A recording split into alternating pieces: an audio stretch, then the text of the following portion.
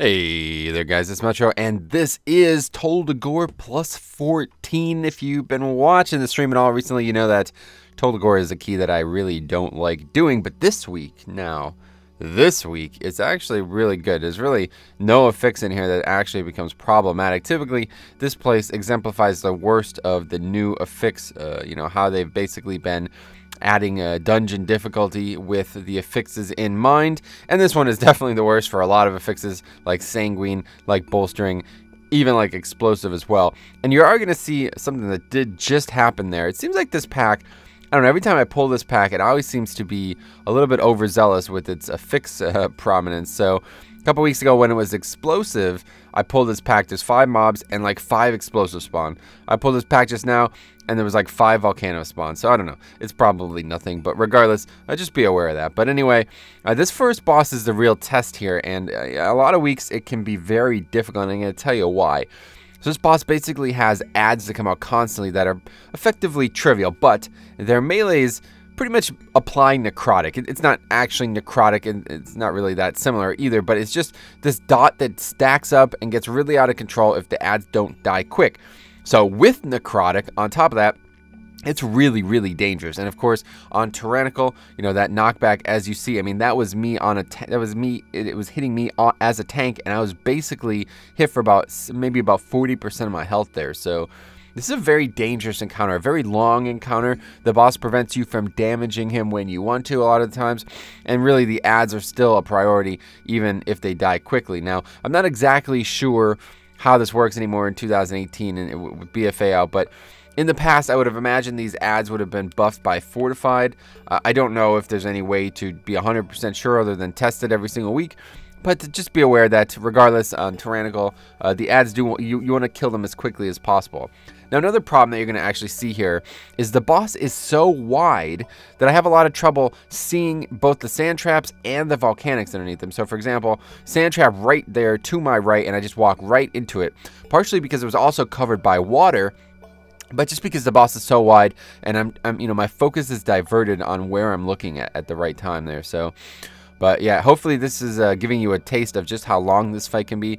Frankly, our damage is not great. A lot of people said that you really want to, and I got hit by somebody else's thing there. This is going to be a trend here. This is a really dangerous encounter for me. But anyway, a lot of people were saying that you want to go, if you're playing as a rogue. By the way, this is like a rogue mandatory dungeon, another one of these.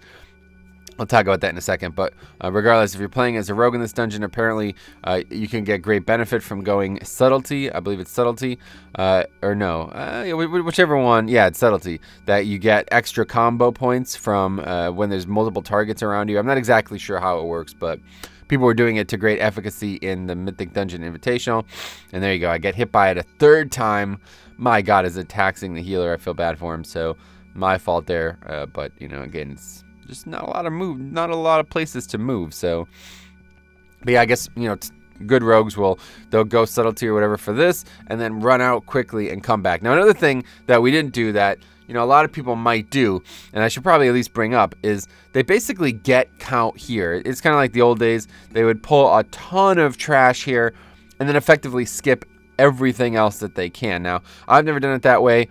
And frankly, I don't know. I've never even really seen it done that way outside of really organized groups. But it's definitely an option, and maybe you want to consider it. I guess a good friend of mine, Syiler, he actually says that on EU people bring a frost mage and they literally just solo the trash. I'm not sure when or for what purpose, but they'll just like mage could just kite it infinitely. So they'll just pull like all the trash, basically the entire front area there, and then just kind of solo it with the slows, and I don't know, they can just kite it infinitely, I suppose. But regardless, the trash in here is typically a sticking point for me, and this week it's really not. So without question, before we get too far into this, I'd say this is the easiest week we have had so far. Raging can now be dispelled, and of course volcanic really doesn't have any impact on the dungeon. You don't even have to move from it half the time. But you are getting a little glimpse of it here. There's a lot of infested mobs here. People want to open these gates as well. If you've never really paid much attention to these gates on this first level up here, you could open them and they're going to give you a buff. I'm not sure exactly if every single gate gives you a buff or if there's any way to tell which buff you are going to get. But, you know, if people are opening these gates, you have these yellow mobs here that are infested, things can get out of control. And you're going to see it a little bit to our left there across the way.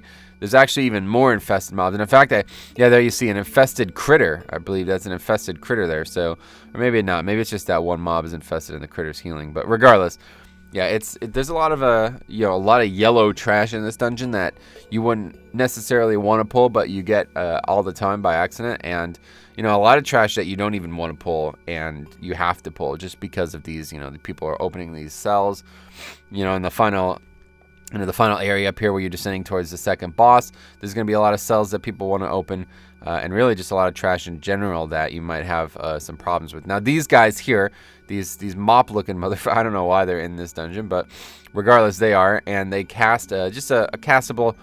Just as it looks like nature damage, which is fine. But the big thing that you really be aware of here is they put this shell up on themselves. It's an absorbable bubble.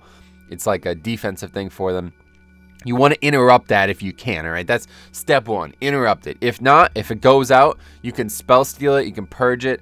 Spell steal obviously is the best because then the mage gets the buff, but realistically, you just got to stop them from putting up. It's going to add a lot, I'm talking about a lot of time to the pack, especially when you're fighting more than one, which happens, I think, at least twice. Yeah, it's really only the 2 times, but it's going to happen, and you really got to be aware of it. Just make sure that you're interrupting it and not letting it get out of control. There it is there, watery dome. Rogue interrupts it, so that's nice, but you know, you can grip it, stun it, etc. This is actually one of the first dungeons that was available in the alpha for BFA. And this was back when Death Knight had, whatever it was, I can't actually remember what it was called, but it's been given to Demon Hunter as their purge now, even though I think they changed the name of it. But basically, it used to take the spell for us. So we used to, it was like a spell steal, and then I could use it again to give the spell to somebody else. But of course, you know, DK's already got so much utility that I guess they decided that that didn't need to happen. So now here you see more yellow mobs with infested. You definitely want to pull these. These ones, you don't want to walk by because the boss is going to run by them. And I don't know exactly how it would interact, but I have to imagine it would heal the boss even if they're not in combat with him. So, yeah, you probably don't want to heal the boss. Either way, people are going to be AoEing off the boss when he runs by. So it would aggro them regardless. It's a mandatory thing. You got to pull him. You just got to be careful here, though. There's a lot of mobs in this little area that you don't need to go into, but they run. These yellow mobs run, which is such a pain. Another thing that I hate about this dungeon is these mobs run. So you just want to prevent that from happening. Obviously, if you can, D&D is slow. It's going to be really big, you know, a really big part of it, actually. But you can also just stun them, grip them, etc. Or you can just kill them quicker. But it does see they're running, luckily, the other direction, so it's not really a problem this time. But if they ran over by those mobs, they might aggro those red mobs over there, and they might also, you know, get cleaved off onto the other mobs. But yet again, any yellow mob, just like in some dungeons, you could split pull. So you see it with Infest, just grip it real good, and then you're all set. Now here, this is actually the hardest pack in the dungeon, if you ask me. This mob starts with Raging, as you see. Very, very, very, very dangerous pack here. You know, we're going to be taking a ton of magic damage. They have the shields up on 4 out of 5 of the mobs now. And that warden guy, he's got to die real quick. I'm telling you, real quick. I did this on 12 earlier in this stream. This is from, obviously, I think it was Friday's stream.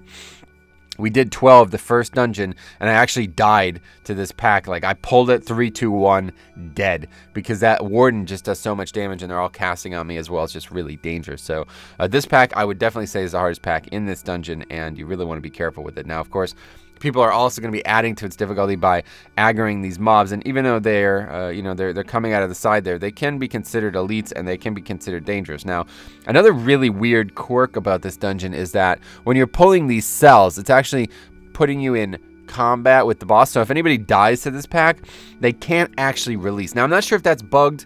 Probably is bugged, but I'm not sure if that's intended or not. But just be aware, if you die on that pack and you can't release, that's why. It's because you're in combat with the mobs in the cell, which are technically considered part of the encounter.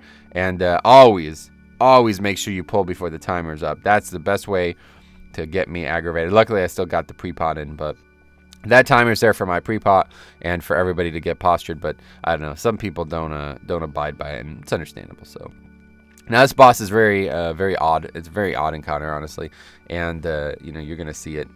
No matter what you do, it's going to be probably a difficult encounter, especially at the end. But obviously, if you kill the ads on the way up, and this is why Rogue is really mandatory, if you ask me. You know, you can open these cells with other things that aren't rogues, but, you know, they're consumable items. They're items that, like, you'd be spending a lot of them to do it here, I think. So it's just bring a rogue. Let's put it that way. Rogue is going to be really a top tier pick for every dungeon from now on. So you see, he's still trying to open the cages. Hopefully everybody's seen this by now. He's going to open the cages regardless. There's nothing in them, so he's literally just wasting his own time. But we don't lust here, okay? I would really recommend lusting on this boss, okay? You're going to see probably the biggest mistake that we make in here is not lusting here. And it really puts us in this position where we don't want to be in. Now, he's going to spawn his brother or whatever. It's Bobby Hollis. This boss, this part of this boss is actually quite complicated. And what he does is he kind of just like stuns a person. And apparently the way you have to break the stun is by damaging him enough to be able to interrupt his ability. Now, there's ways to get out of the stun, obviously. I guess Icebound would work. I guess, I don't know, actually. I'm not really sure if Icebound would work. But I'd imagine your typical ways to break stuns would all work. So Pally Bubble, you know, Vanish or whatever else the rogue can do. These things will work. So you don't always have to do it. But just be aware. I see this all the time.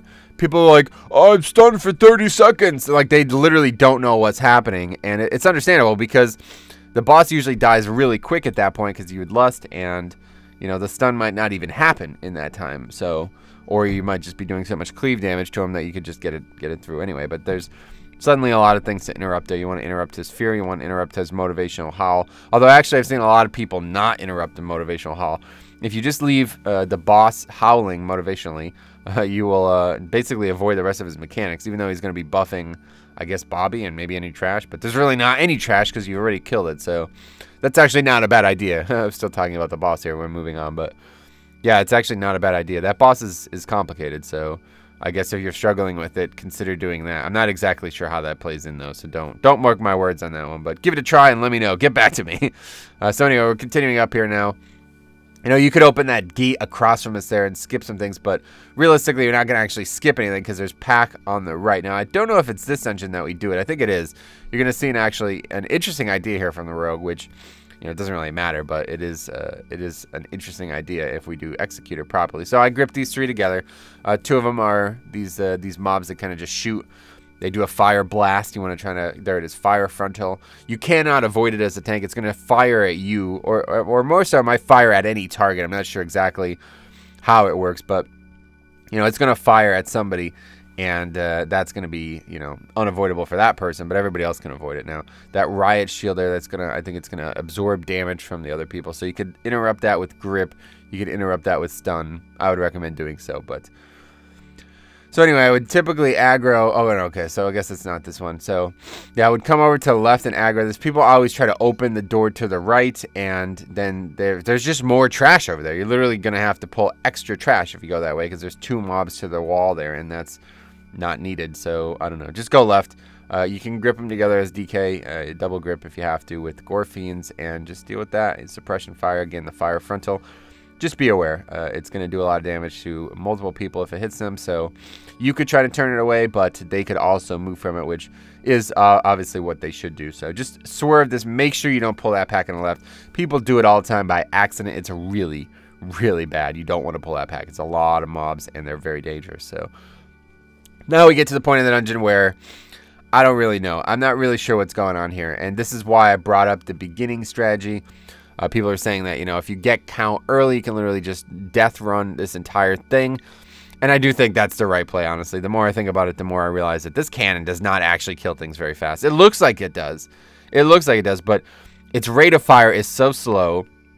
You can barely keep the mobs gripped together. Like, even with Death and Decay slow, even with Gore Fiends Grass, it's still really difficult to keep them all together. And it's just, you know, even with Ring of Peace, like, they're just not all getting hit. And we're only hitting 2 at a time. We could have pulled way more than this. It's just like, it's just not fast. I feel like it's literally just slower to do the cannon. It'd be better if we were all just attacking it. We can grip them all together and kill them faster. But I don't know. I'm not really sure. And I have seen a lot of people skip this part. So I think they're probably onto something. It's just, it kind of baits you. It's like a noob's trap up here to think like, oh, the cannon, get the cannon. But one cool thing I will say about the cannon, which is really useful actually, is if you're a rogue, and I assume a hunter too, you can misdirect or tricks of the trade, whatever, on me, and then get in the cannon, and then the mobs are just going to attack me the whole time. That actually does keep them better. That's a better option because they will all run to me instead, and they won't spread out all over the place. That's really good. So if you can do that, you would definitely be benefiting if you can do it. So just as a rogue, you know, every group's got a rogue anymore. So just rogue, misdirect or whatever, and then get in the cannon and yeah, I don't know, just hit things, and I guess they'll go to me instead of you. That's the other problem, that like you'll see the mobs, they'll run to the tank, or they'll run to the cannon, that is, and that's obviously not good. You don't want that, because then they're getting all split up. They're running around the different little paths there, and you know, whatever else is happening, they might be damaging the cannon, the person in the cannon as well, which is obviously very bad. One last tip I can give here is just to really have the person in the cannon, if you're going to do this way, just focus the farther mobs. And you hear I have this infested mob. I gripped it away. It's come over here now, and that's probably for the best, because the cannon apparently can't deal damage to the spawn of Gahoons, which I guess is understandable, but it is, you know, something you have to play with. So just be aware. So really, what I would do if I was in the cannon is I would attack the mobs in the back first. So there's 2 mobs in a line, right? 2 packs of mobs in a line. Grab the pack the furthest away too, so they can get together. I can grip them together, we can slow them together. But look at this is just a mess. Like, all 3 mobs are in different areas. The person in the cannon is getting hit. It's just a mess. It really is. I don't know, this cannon idea is kind of weird. It's like, I feel like they had good intentions with it, but it's almost like here to troll the player. It feels like so. Now this boss is the very highly debated boss, let's put it that way.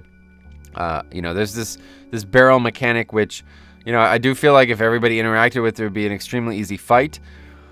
But we bloodlust here, which I think is the worst decision in the game. I don't know. I mean, literally, this is all problematic because we didn't lust on the second boss. If we lusted on the second boss, it wouldn't have been up here, and we wouldn't have had this problem. We would have been able to lust on 3 out of 4 bosses, which I think is just objectively a better idea.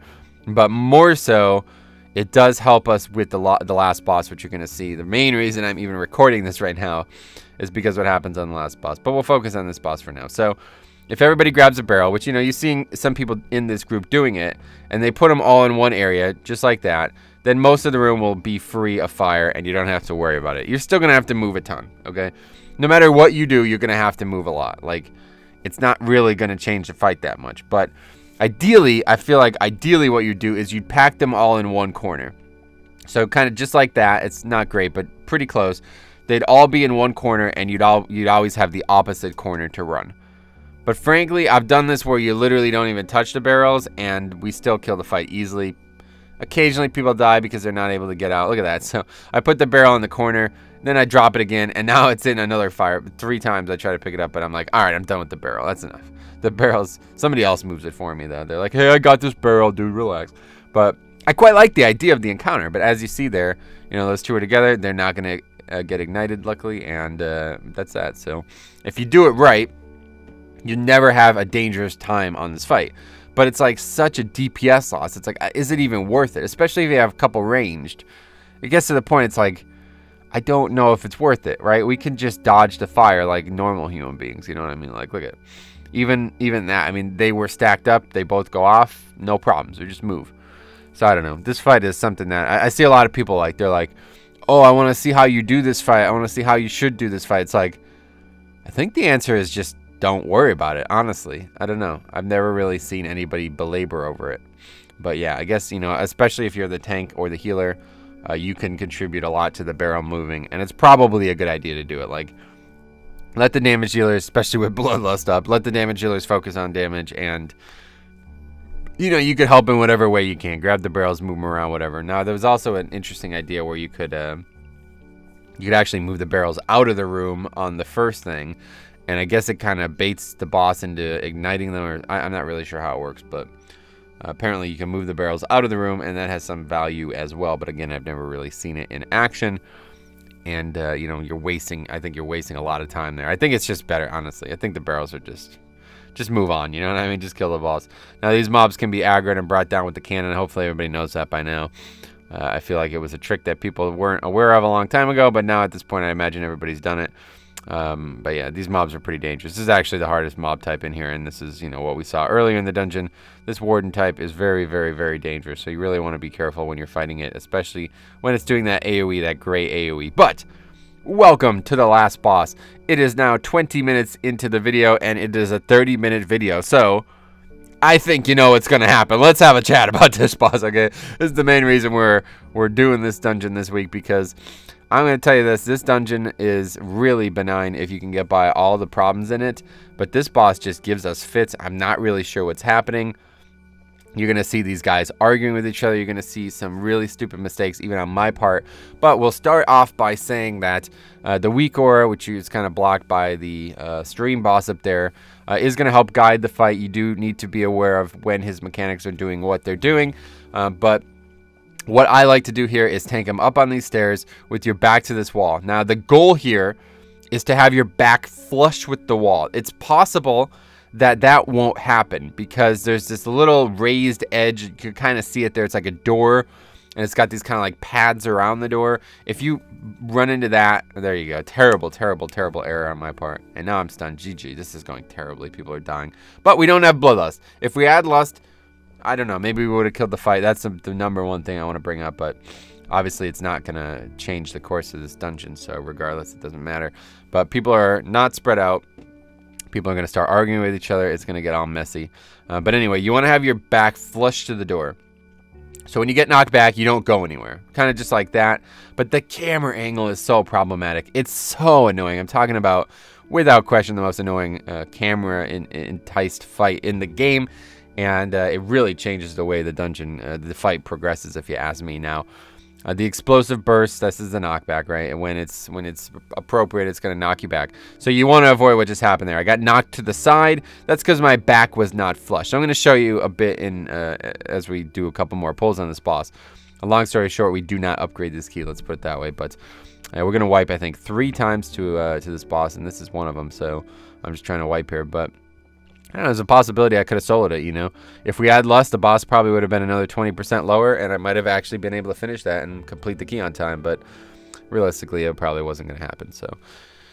Anyway, so the big mistakes we made there, number one, is that people were not spread out. Now, the reason you tank them up there is because there's 5 little areas that 5 people can stand to prevent knockbacks. There's one right next to them. So basically, it's hard to describe, but it forms like kind of like a diamond shape.